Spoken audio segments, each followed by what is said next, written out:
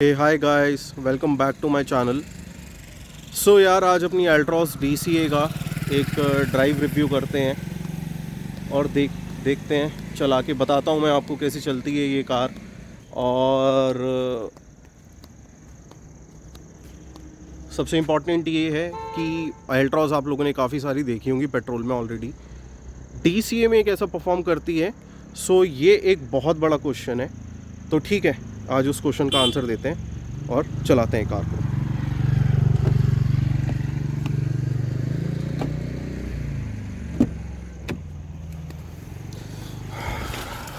So yes guys, ठीक है। तो यार सबसे पहले देखते हैं कि गाड़ी, ये जो हम कार अभी ड्राइव कर रहे हैं ये XZA है। तो ऑलमोस्ट सारे फीचर्स इस कार में आते हैं।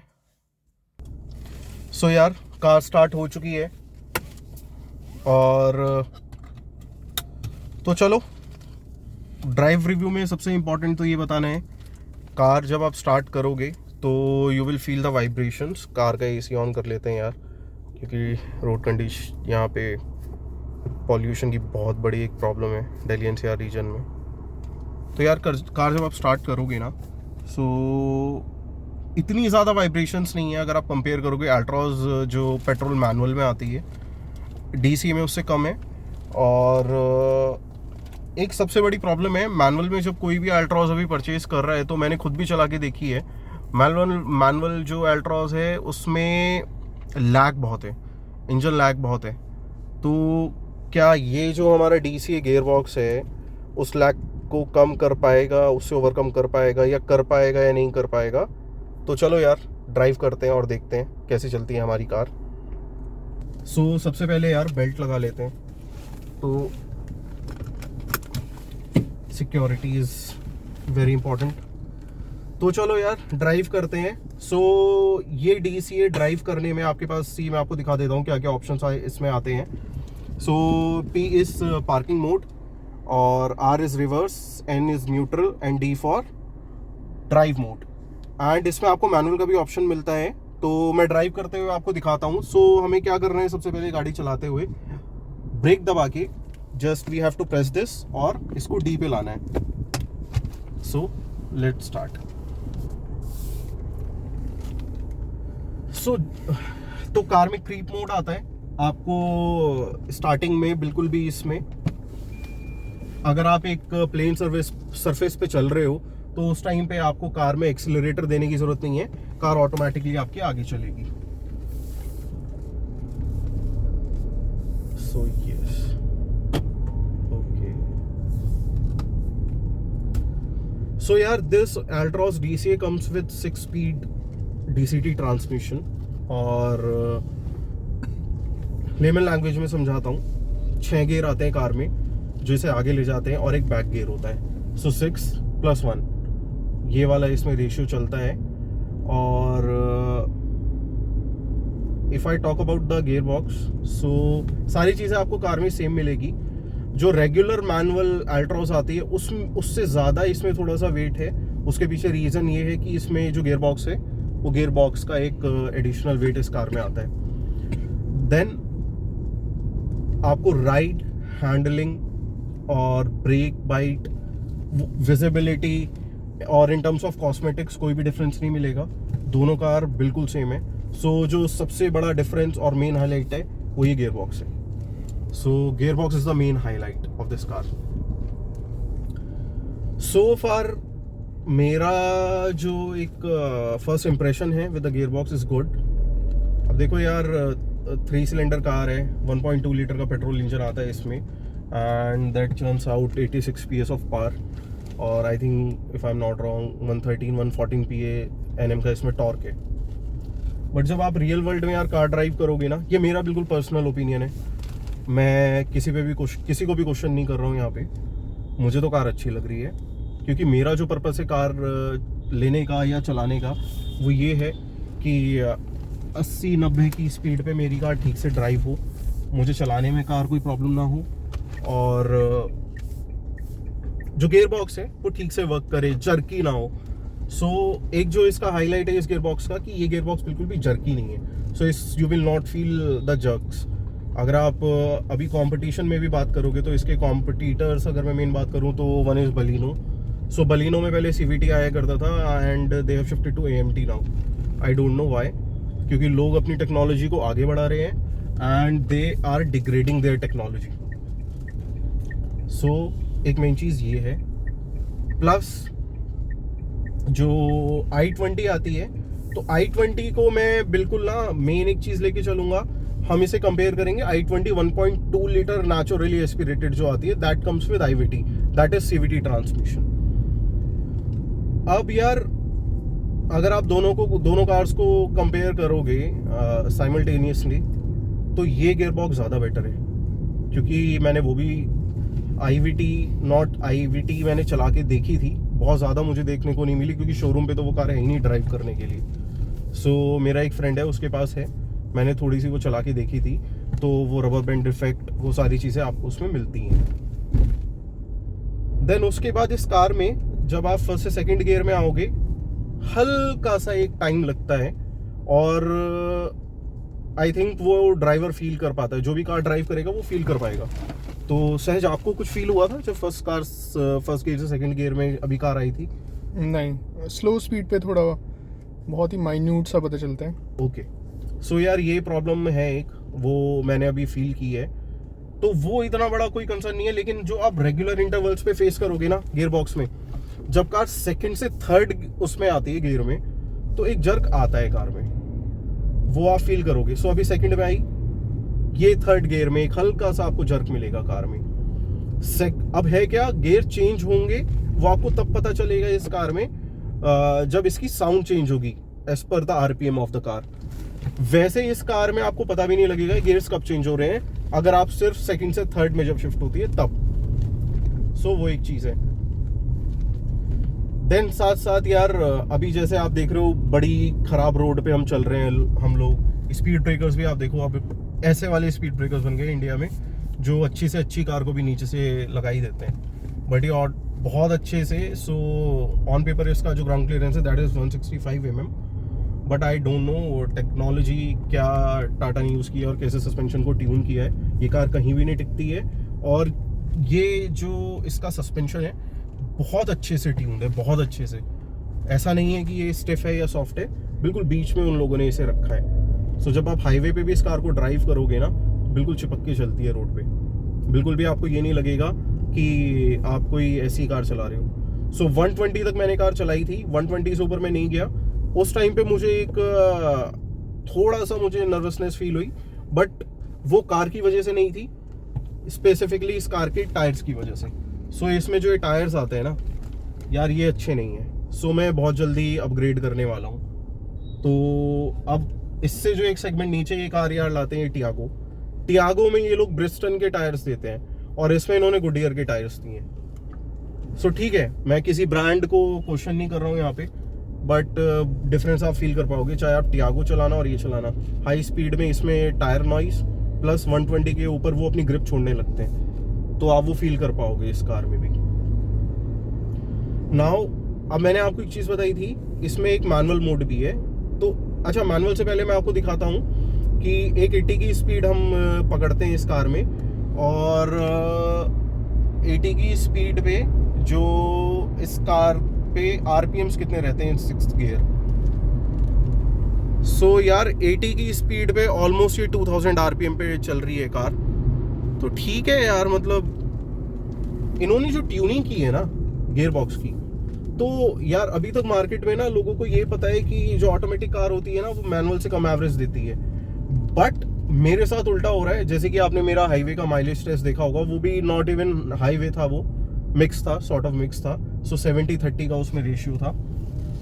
इसने मुझे सिटी में भी 15 का एवरेज दिया है, वो तब कि मेरी खुद की ये पहली एक ऑटोमेटिक कार है जो मैं ओन कर रहा हूँ। सो मुझे सेटल डाउन होने में भी टाइम लगा है, और नई नई कार होती है, आप नई नई चीज़ें करामाते करते हो कार से, उसके बाद भी इसने मुझे 15 का एवरेज दिया है। और ये एक लौती कार है अभी तक जो मैंने देखी है कि जितना ये ऑडोमीटर में शो करती है ना एवरेज, उससे 2-3 किलोमीटर फालतू देती है। सो यही सेम हुआ मेरे साथ सिटी में, और यही सेम मेरे साथ हुआ हाईवे पे। जब मैं इस कार को हाईवे पे, मैंने माइलेज टेस्ट आप लोगों ने देखा होगा, सो इसने जो मैक्सिमम मुझे एवरेज दिखाया था दैट इज 21.1, और इसने मुझे डिलीवर किया 24 किलोमीटर पर लीटर। और जब ये सिटी में मैं ड्राइव कर रहा था तो सिटी में it was showing somewhere around 12.5, और इसने मुझे एक्चुअल में डिलीवर किया था 15। तो एक ये इसी कार में मैंने देखा है। अब आप इसे एक अच्छी चीज़ भी बोल सकते हो, बुरी चीज़ भी बोल सकते हो। अच्छी चीज़ इसलिए है कि जितना आप देख के चल रहे हो उतना ही आप एक्सपेक्ट कर रहे हो, लेकिन उससे ज़्यादा मिल रहा है। बुरी चीज़ ये है, बैठोगे और आप देखोगे अरे यार इतना ही देरी है, तो वो डिमोटिवेट भी आप होगे, जैसे कि मैं भी हुआ था। जब मैंने देखा कि यार 10-11 का एवरेज शो कर रही है, इतना एवरेज देगी तो मैं तो मरने वाला हूँ, क्योंकि इससे पहले मैंने डीजल की कार यूज़ की थी और एस्पायर में यूज़ करता था डीजल में, वो आराम से मुझे 19-20 देती थी लोकल में। तो एक ये चीज़ भी है। देन इंजन की नॉइज कार में आती है, मैं बिल्कुल आपसे झूठ नहीं बोलूँगा कि इसमें कोई इंजन नॉइज नहीं है। इस कार में इंजन नॉइज है, कार में आती है। जब आप सुबह कार को स्टार्ट करोगे, कोल्ड स्टार्ट करोगे, वाइब्रेशंस भी काफ़ी आप फील करोगे। थोड़ी देर आपको कार स्टार्ट रखनी पड़ेगी कि जो वो वाइब्रेशंस हैं और जो इंजन है वो सेटल डाउन हो थोड़ा सा, तो इसमें वो चीज़ आप फील करोगे। देन बट हाँ, इतनी नहीं है। अगर आप टाटा की जितनी भी नेचुरली एस्पिरेटेड है, यहाँ तक कि आपकी नेक्सॉन भी जो है, जो कि इन्होंने टर्बो में निकाली है, टर्बो में आती है वो 1.2 लीटर में, उसमें भी इससे ज़्यादा वाइब्रेशंस हैं। इन्होंने इस कार में बहुत ज़्यादा काम किया है। ये एक रेगुलर एल्ट्रॉज नहीं है। अगर ये एक रेगुलर एल्ट्रॉज होती तो मैं इसे कभी भी परचेज नहीं करता। नाउ अब मैंने आपको बताया था इसमें एक मैनुअल मोड भी है, तो मैं आपको दिखाता हूँ मैनुअल मोड में आप कैसे कर सकते हैं कार को शिफ्ट। आपको मैनुअल में आने के लिए ये आपको प्रेस करना है, देन इसको लेफ्ट हैंड साइड पे थोड़ा सा प्रेस करना है, तो आप देखोगे अभी हमारी कार जो है वो सेकंड गियर में चल रही है। जैसे ही आप इस गियर बॉक्स को चलाते हुए अगर आप हल्का सा ऐसे शिफ्ट करोगे तो ये थर्ड गियर में आ जाएगी। फिर आप ड्राइव करते करते जब आप और ऊपर करोगे तो ये फोर्थ गियर में आ जाएगी। आप मैनुअली अगर आप चाहते हो कि आपको और ज़्यादा फ्यूल एफिशिएंसी चाहिए, या आपको लगता है गियर बॉक्स उस हिसाब से वर्क नहीं कर रहा, तो आप इसे मैनुअल मोड में भी डाल सकते हो और अपने अकॉर्डिंगली भी ड्राइव कर सकते हो कार को। तो ये एक अच्छी चीज़ इस कार में मिलती है। और जब आप मैनुअल मोड में ये जब अप शिफ्ट्स और डाउन शिफ्ट्स करोगे ना, तो इसमें बिल्कुल भी कोई लैग नहीं है, बिल्कुल भी कोई लैग नहीं है। नॉट इवन ऑटोमेटिक और मैनुअल, आप किसी भी मोड में चलाओ इस कार में लैग नहीं मिलेगा आपको। एक चीज़ इस कार में अच्छी है, आप मैनुअल मोड में भी ड्राइव करोगे दैट डजंट मीन कि आपकी कार बंद हो जाएगी। इसका जो ECU है वो अपने हिसाब से चीज़ें करता है। अगर आपकी कार बहुत ज़्यादा नीचे चली जाएगी स्पीड पे, जो जैसे अभी हम 4th पे थे, तो ये ऑटोमेटिकली अपने आप 3rd में आ गई थी। मैंने फिर से इसे 4th में किया है। और ये भी नहीं है कि आप ये सोचो आप 30 की स्पीड पे 6th गियर में पहुंच जाओगे, आप नहीं पहुंच सकते हो। वहाँ पे भी ECU के अकॉर्डिंग ये चलेगी, तो that is also a good thing. क्योंकि ऑटोमेटिक कार जब आप ड्राइव करते हो तो ड्राइव करते करते करते करते जब आप मैनुअल में चले जाते हो तो कई बार आप भूल जाते हो कि आपने मैनुअल मोड में लगा रखी है, तो उस टाइम पे आप प्रॉब्लम्स फेस कर सकते हो, बट वो आपको इस कार में नहीं मिलेंगी। एंड कार की विजिबिलिटी बहुत अच्छी है। ग्लास एरिया काफ़ी बड़ा है। ये पिलर काफ़ी मोटा है यार। इस वजह से भी कभी कभी एक ब्लाइंड स्पॉट क्रिएट होता है, हमेशा नहीं होता, कभी कभी वो होता है।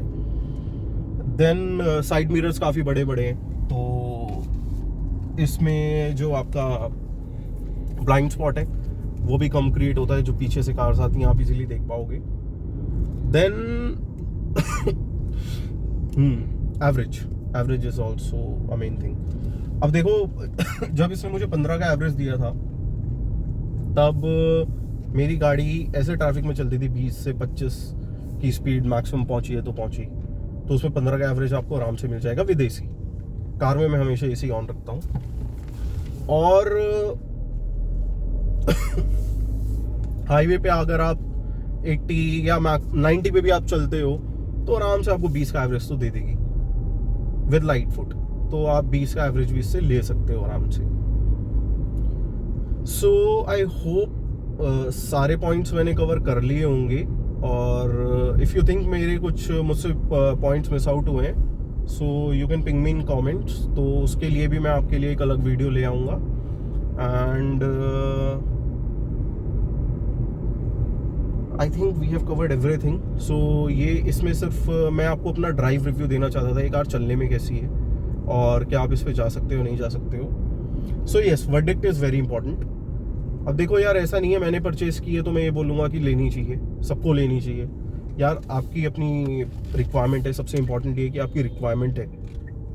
आपकी रिक्वायरमेंट के हिसाब से आपको अपना ऑप्शन चूज़ करना है. अगर आपको चाहिए सिर्फ कि मुझे लोकल में भी 20 का एवरेज मिले और मैं बिल्ड क्वालिटी से भी कॉम्प्रोमाइज़ कर सकता हूँ और अपनी जान से भी खेल सकता हूँ, आई कैन से, क्योंकि बिल्ड क्वालिटी और जान से खेलना दोनों में फ़र्क है. तो you can go for other products, मैं नाम नहीं लूँगा. देन उसके बाद आपके पास पैसा ज़्यादा है और आपको थोड़ा सा और प्रीमियम चाहिए इंटीरियर्स. मुझे तो पर्सनली ज़्यादा प्रीमियम ये लगती है, बट और ये भी एक पर्सनल प्रेफरेंस है लोगों का, उन्हें क्या पसंद आता है.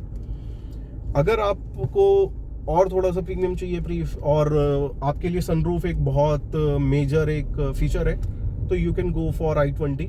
बट अगर मैं i20 की बात करूं तो i20 टॉप मॉडल अगर आप जाते हो IVT में तो मेरे ख्याल से 12-12.5 लाख रुपए की आपको पड़ेगी. तो 12-12.5 लाख रुपए और 10.5 लाख रुपए, 2 लाख रुपए आपको एक्स्ट्रा वहाँ पे करने पड़ेंगे. अगर आपको एक ऑलराउंड पैकेज चाहिए जिसमें आपको इंजन भी अच्छा मिल रहा है, सेफ्टी भी मिल रही है, मतलब अच्छा नहीं, ठीक ठाक इंजन मिल रहा है, आप कंप्लेंट नहीं करोगे जब आप यूज़ करने लगोगे, और सेफ्टी आपको मिल रही है, लुक्स आपको मिल रहे हैं, सारे फीचर्स मिल रहे हैं, automatic headlamps and everything. Main gear box is the main highlight.